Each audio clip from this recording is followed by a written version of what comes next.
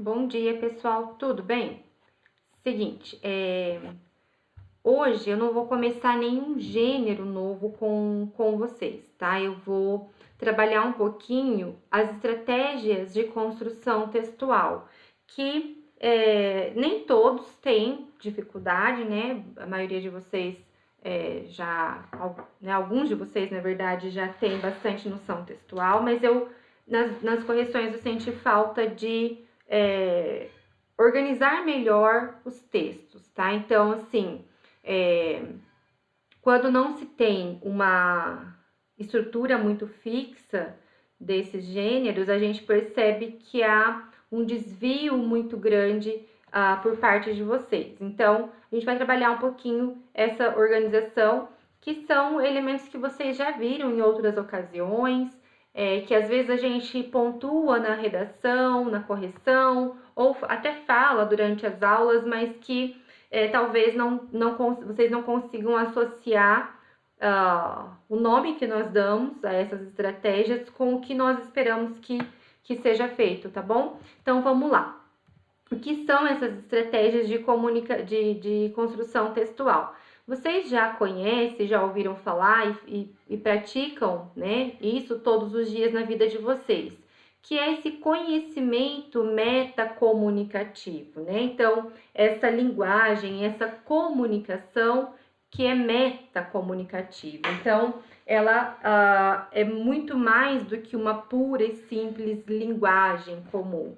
Ela vai movimentar outros saberes, outros conhecimentos. Então, conhecimentos que já fazem parte de você enquanto sujeito, que já fazem parte daquilo que você conhece de mundo, seu conhecimento de mundo. E aí, qual é a função da metacomunicação? É exatamente fazer uso desse seu conhecimento para chegar a alguns objetivos. Que objetivos são esses, prof? Sanar conflitos, assegurar a compreensão e conseguir aceitação.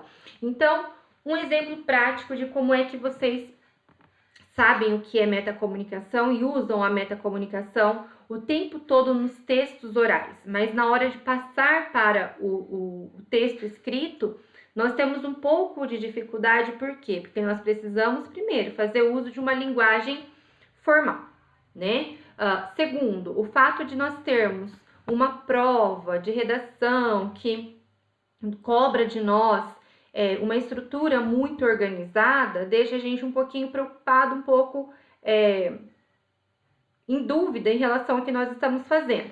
Mas, no dia a dia de vocês, o que acontece? Você vai falar para sua mãe, quero ir na festa do João, né? E aí a sua mãe vai falar assim, você não vai na festa do João. Mãe, eu vou sim, eu quero ir, né? Por que você quer tanto ir na festa do João? Ah, porque todo mundo vai. E aí a sua mãe vai falar o quê? Você não é todo mundo. Então, você não vai. E aí, qual que é o movimento? Qual é a estratégia, o mecanismo que vocês usam para sanar esse conflito de opinião entre você e sua mãe? Quer dizer, ela não quer que você vá e você quer ir. A gente tem um conflito aí que precisa sanar. Para conseguir o consentimento dela, né? Então, para a gente conseguir a aceitação e para assegurar que ela compreendeu o que você quer dizer.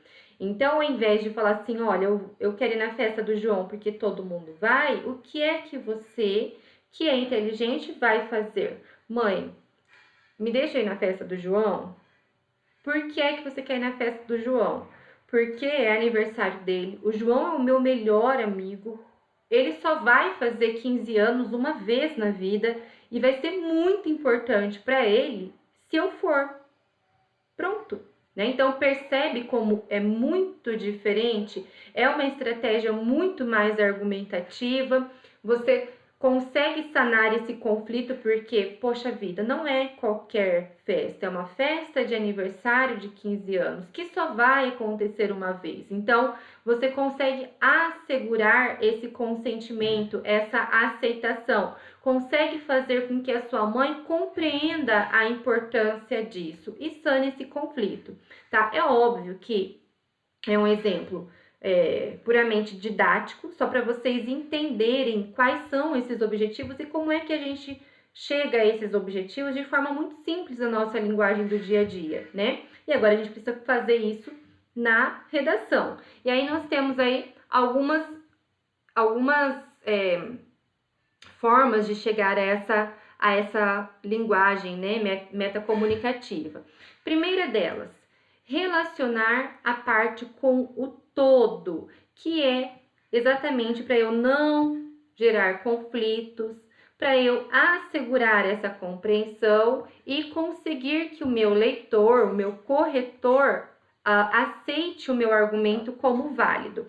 Por quê? O que é relacionar essa parte com o todo, Pro? Muitas vezes, principalmente em textos argumentativos, nas respostas argumentativas, dissertações, o que acontece? Vocês sabem que nós cobramos, que vocês são obrigados a fazer uma comprovação daquilo que você está dizendo. E aí, você tá lá num argumento super bacana, tá? Belezinha. E aí você fala, e agora eu tenho que comprovar. O que eu vou fazer para comprovar? Aí você traz um dado estatístico ou uma citação de um filósofo que não tem nada a ver com o que você estava dizendo antes. Então, não tem relação, não tem conexão, né? Por exemplo, você vem ali dizendo, deixa eu pensar em um tema de fácil compreensão para vocês. Saúde pública, né? Você vem dizendo ali que a saúde pública no Brasil tem muitos problemas, que uma das maiores dificuldades é conseguir agendar uma consulta com um especialista pelo SUS. Tá, argumentou, explicou bonitinho. E aí, na hora de comprovar, você diz o seguinte: prova disso é que, de acordo com dados do IBGE, 20% dos médicos prestam concursos para trabalhar na região norte do país. Tá, qual que é a relação do RECO-CRE? Né? Qual que é a relação do fato de não conseguir consulta com facilidade com a falta de médicos no norte? Né? Tem relação? Tem relação, né? Tem relação sim. A gente sabe que o norte do país, a dificuldade de se conseguir um especialista é ainda maior, porque os valores pagos para os médicos são menores, as condições de trabalho são muito insalubres, mas eu preciso conectar essas ideias, eu preciso deixar elas claras, relacionar isso. Então, se eu quero usar isso como comprovação, na minha argumentação eu tenho que explicar. Isso é ainda pior no Nordeste, no Norte, onde as condições de trabalho são insalubres, onde os médicos ganham um valor muito inferior e por isso tem menos médicos nessa região, menos pessoas aceitam ir para lá e em decorrência dessa falta de médico, dessa logística do Sistema Único de Saúde, as consultas com especialistas tendem a demorar ainda mais, tá? Então percebam essa relação. Outra coisa que a gente vê aparecer muito nas redações é os alunos que adotam citações filosóficas, né? Então, a pessoa pega lá o conceito de sociedade líquida do Bauman e aí usa o conceito de qualquer maneira. Prova disso é que Bauman já falava sobre a sociedade líquida, né? Mas será que o Bauman naquela época estava falando exatamente do que você está falando agora? Posso usar? Posso, mas fazer uma analogia e não uma relação direta, beleza? Então, isso é relacionar a parte com o todo. Organização da informação. Então, o estático, aquilo que é dado e aquilo que é novo, né? Então, quando nós falamos para vocês, saiam do senso comum, fujam desse senso comum, não significa que tudo que você disser é novo, que não adianta achar que o aluno vai descobrir a fórmula da água, né? Vai inventar a roda. Tudo que você disser no seu texto já foi dito, já é dado, já foi dito por alguém em algum lugar. Você ouviu isso de alguma forma.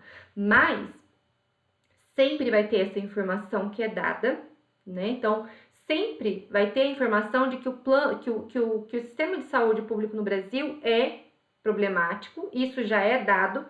Só que o que é novo? O que é que você vai trazer de informação nova? O seu ponto de vista em relação a isso. Porque eu, Lilian, vejo isso de uma maneira.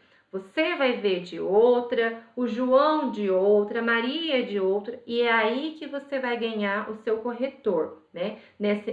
Em como é que você desenvolve o seu ponto de vista sobre isso, que é diferente do ponto de vista do seu colega, tá? Então, essa ideia que vocês têm que ter de sair do senso comum, né? De que o senso comum não é você trazer um argumento que ninguém nunca ouviu falar, que não é você trazer um dado estatístico, uma pesquisa inédita no Brasil. Não é isso, porque isso vai ser impossível. Você vai ter que ter visto isso em algum lugar. Mas é tratar isso que é dado, isso que é de conhecimento comum, que todo mundo sabe que é problemático, tratar isso com um ponto de vista que é só seu, que é pessoal, tá? Então, essa organização aí, beleza?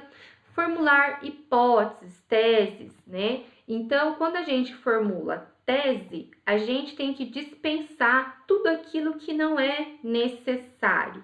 E aí, vamos deixar em stand-by a ideia de hipótese, porque nós falamos de hipótese nos textos argumentativos, principalmente quando nós falamos de artigo de opinião, que vocês ainda não viram, nós veremos, né? Eu vou trabalhar artigo com vocês para quem vai prestar o vestibular da UEM, mas lá para o finalzinho, né, do nosso semestre, nas revisões finais, a gente vai trabalhar o artigo. E em alguns casos específicos de dissertação, que não é o caso do Enem, não é o caso da Unicentro, tá? Então, deixem em stand-by a hipótese. Vamos falar sobre tese.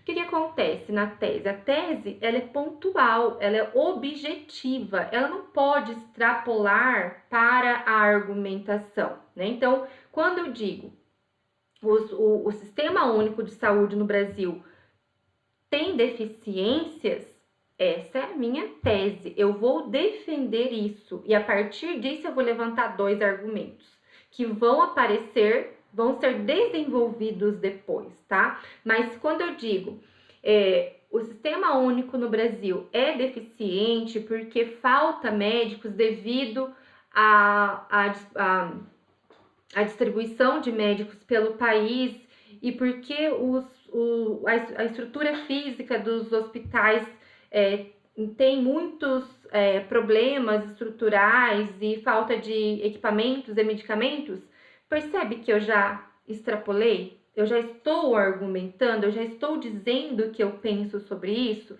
e aí isso não é tese, tá? Você já está misturando tese com argumento. Então, o Sistema Único de Saúde no país é deficiente porque falta médicos e porque a infraestrutura de hospitais é problemática. Ponto. Isso é tese, isso é objetividade. Mais do que isso, a gente vai pegar a canetinha e vai riscar e falar, traga isso para a argumentação, ok? Então, vocês têm que compreender isso daí. Referenciação. A referenciação, galera, ela é um probleminha que nós temos aí já há muito tempo, né? A gente deveria ter uma aula dentro da aula de redação só de gramática, né? Porque, assim, a impressão que nós temos é que os alunos, eles separam redação de gramática. Tudo que aprende aqui na gramática, esquece aqui na redação. E não é. Nós trabalhamos com as disciplinas diferentes, com professores diferentes, por uma questão didática, uma questão, né, curricular, mas são 2 coisas que não tem como a gente desvincular, galera. Então, o que é essa referenciação? A referenciação nada mais é do que você saber usar os mecanismos de sequenciação textual, os mecanismos de coesão textual. Como é que eu faço para fazer essa referência? Então, eu não vou só usar o além disso, prova disso, ademais. Esses são sim elementos de coesão. Mas há outros elementos de coesão que são os verbos. Então, eu consigo retomar o meu sujeito a partir de um verbo, né? Então, olha, estou falando lá dos cidadãos. E aí eu trago para cá, né, para o finalzinho do parágrafo, esse verbo conjugado lá nessa pessoa, que são os cidadãos, terceira pessoa do plural. A partir dos pronomes. Então, os pronomes também são mecanismos coesivos. A pontuação, ponto e vírgula, né? As conjunções, as preposições, os sinônimos, né? Então, há uma série de mecanismos de sequenciação textual que fazem com que o seu texto seja coesivo, coerente. E aí nós temos um problema com o uso das conjunções, porque eu já cansei de pegar textos que o aluno coloca lá na conclusão. Contudo, com tudo. E vai concluir o texto.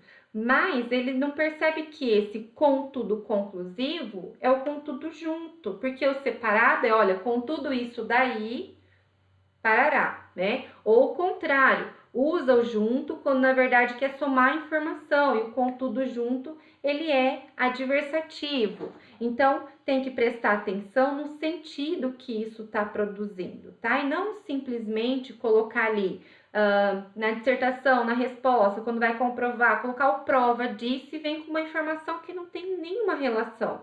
O simples fato de usar prova disso não prova nada, né? Não quer dizer que isso tem uma sequenciação textual, beleza? Então, ficar atento com essas questões de referenciação, que vocês aprendem lá nas aulas de gramática, obviamente. E balanceamento entre aquilo que é explícito e aquilo que é implícito, que também é um pouco complicado, né?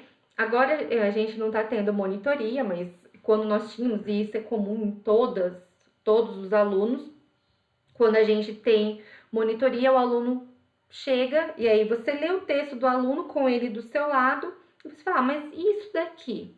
O que você está querendo dizer aqui? Ah, prof, eu tô dizendo isso, isso e isso. Não, você não está dizendo. Isso é o que está na sua cabeça, mas aqui no seu texto não está explícito, tá? Então, tem que tomar cuidado, porque quando nós estamos planejando o texto, escrevendo o texto, tudo está na nossa cabeça. Nós temos consciência do que nós queremos dizer, mas as bancas de correção são muito claras. Tudo precisa estar explicitamente marcado, linguisticamente marcado. Eu vou fazer inferências quando eu estou trabalhando com um artigo de opinião, uma carta aberta que permite o uso de linguagem metafórica, de ironia, de pontuação expressiva, né? Que aí o meu leitor, que é a banca, vai fazer algumas inferências, mas eu também não posso deixar essas inferências muito abertas, porque, pensa comigo, eu, Lilian, corrijo a sua redação no vestibular. Essa sua redação vai passar por um outro corretor, aí vai lá o Pedro e corrige a sua redação. Mas eu tenho que fazer as minhas inferências. Eu nem conheço o Pedro, eu nem sei quem é o Pedro. O meu conhecimento de mundo, as minhas experiências, as minhas ideologias são completamente diferentes da dele. Aí eu venho aqui e te dou 70, porque eu entendi o seu texto desse modo. Aí vai lá o Pedro e te dá 90, porque ele entendeu o seu texto de uma outra forma completamente diferente. E aí precisa vir uma terceira pessoa e entender de novo o seu texto. E essa terceira pessoa não vai fazer inferências, ela vai corrigir aquilo que está dado, tá? Então, a gente tem que tomar muito cuidado de se perguntar, bem, será que isso que eu estou escrevendo está explícito? Eu estou escrevendo com todas as palavras? Ah, mas eu estou fazendo uma intertextualidade, por exemplo. Ah, eu estou fazendo uma intertextualidade lá com uma obra literária. Tá bom, tudo bem. Então, você coloca entre aspas essa citação direta, por exemplo, ou marca o título, né? Tem que ter algum elemento linguístico que me mostre que há aí uma referência intertextual. As coisas não podem aparecer do nada, não pode estar tudo na implicitude, tá bom? Beleza. E aí, eu acho que é isso, tá? Eu coloquei aqui para vocês um parágrafo argumentativo, na verdade, né? E aí eu coloquei aqui uma legendinha. Então, tudo que tá verde aqui nesse texto é organização de informação de material dado, ou seja, né? Todo mundo sabe aquilo que já é dado, que já é conhecido, que é de senso comum, beleza? Aí eu trago aqui um balanceamento entre explícito e implícito. Existe na evolução social uma interdependência indispensável e involuntária entre os sujeitos.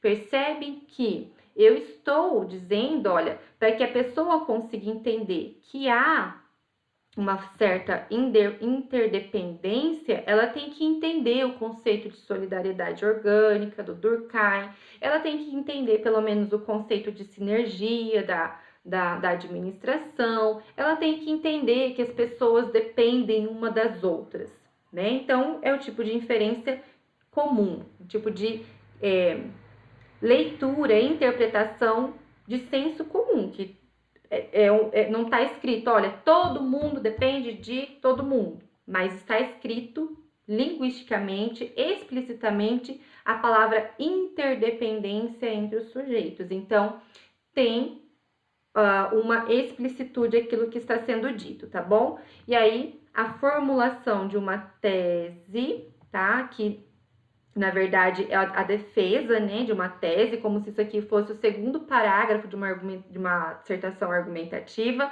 em que há a inserção de explicação, de ilustração, e aí eu uso o Durkheim como embasamento, como sustentação, né, comprovação, beleza?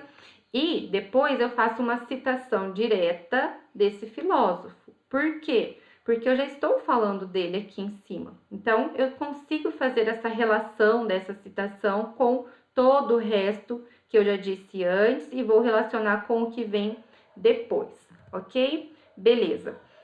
Por hoje é isso. E aí, antes de acabar a aula, eu quero só abrir um grande parênteses aqui para a gente falar um pouquinho só do relato, da correção que eu fiz do relato, né? De uma forma geral, tinham textos bons, alguns textos pouco desenvolvidos, então, né, quem tem que refazer sabe por que tem que refazer, mas o erro mais comum, né, o problema mais comum que eu vi e que eu acho que é de suma importância, o problema entre tempo verbal, né, a coerência entre tempo verbal, essa mistura entre presente e passado. Nós estamos falando, nessa avaliação obrigatória que nós fizemos sobre as grandes tragédias, de eventos que já aconteceram, de uma experiência que ficou no passado. Então, percebam que todos os verbos de ação, eles têm que estar no passado. E eu posso usar os verbos de elocução no presente. Então, Sebastião diz, Sebastião relata, Sebastião conta, que viveu, que sofreu, que perdeu, que morreu, tá? Então, percebe que os verbos de elocução podem ficar no presente, tudo bem? Mas os verbos de ação, que dizem respeito à experiência, estão todos no passado. Então, o maior erro assim, o erro mais comum, né, que a maioria de vocês cometeu, que é um erro comum, recorrente, foi esse problema, tá? Algumas pessoas misturaram a primeira pessoa com a terceira pessoa, então, Sebastião nos contou, Sebastião nos relatou, de acordo com Sebastião, aconteceu tal coisa, o que ele nos informou, que foi muito triste, então, usou muito o nos, tá? De nós, né? O nos nos da reportagem, né? Nos do jornal. E aí eu questionei, eu coloquei quem é esse nos? Não para não ficar misturando, né? Você usa lá no comecinho do texto para marcar que você fez uma entrevista, né? Que você faz parte de um veículo de comunicação, tudo bem, mas ao longo do texto, não, tá bom? Então, estudo em terceira pessoa. Mas acho que a questão do tempo verbal foi o que mais teve problema aí, belezinha? Então, ficar atento aí nos próximos textos. Essa semana a gente não tem avaliação obrigatória, né? Vou esperar passar essa semana de provas de vocês, que eu sei que vai estar bastante puxada, né? Prova a semana toda. E aí, na aula da semana que vem, a gente começa a ver as narrativas e aí a gente já começa a produzir textos de novo, tá bom? Qualquer dúvida, mandem um alô no zap. Beijo, boa semana e boas provas aí para vocês, tá bom? Tchau, tchau.